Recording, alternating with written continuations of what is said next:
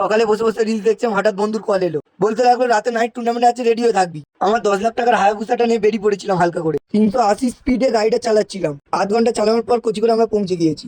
মাঠটা হালকা করে দূর থেকে দেখা যাচ্ছে, তা আমরা টুকটুক করে হাঁটতে হাঁটতে যাচ্ছি মাঠের দিকে। মাঠের ভেতর প্রবেশ করতেই দেখি না কানে কানে দর্শক ভর্তি। আমাদের খেলার দেরি ছিল, তাই হালকা করে অন্য জায়গায় খেলা দেখছিলাম। হঠাৎ করে মাঠের মধ্যে সবাই সেলফি তুলতে চালু করে দেয়। আমাদের খেলা এবার শুরু হবে, তাই ফেয়ারলিস দিতে বসে যায় সবাই। টসে হেরে আমাদের ব্যাটিং করেছে, তাই আমাদের ওপেনার দুটো লেগে পড়েছে ব্যাট করার জন্য। বলতে না বলতে খেলা চালু হয়ে গেছে, আমাদের ওপেনার দুটো ব্যাট করতে চালু করে দিয়েছে। 2 ওভার শেষে আমাদের রান দাঁড়ায় 15। তার মধ্যে থেকে আমাদের একটা ওপেনার আউট হয়ে গেল। আমাদের 3 নম্বর ব্যাটসম্যান লেবেই মারতে শুরু করে দিয়েছে। 4 নম্বর শেষে আমাদের দলীয় রান 30 রান ডিপেন্ড করতে আমরা হালকা করে মাঠে নেমে গিয়েছি। হালকা করে কে ফার্স্ট ওভার বল করবে, কে কোথায় ফিল্ডিং করবে, সেটা আলোচনা হচ্ছিল। বলতে না বলতে আমাদের প্রথম ওভার বল করতে শুরু হয়ে যায়। 3 ওভার শেষে ওদের দলীয় রান 24, জিততে গেলে লাগবে 6 রান। লাস্ট ওভার কে বল করবে ওই নিয়ে কচি করে মিটিং হচ্ছিল। লাস্ট ওভার বল করতে এলো বাপ্পা। প্রথম বলে আসতেই হালকা করে একটা উইকেট নিয়ে নিল।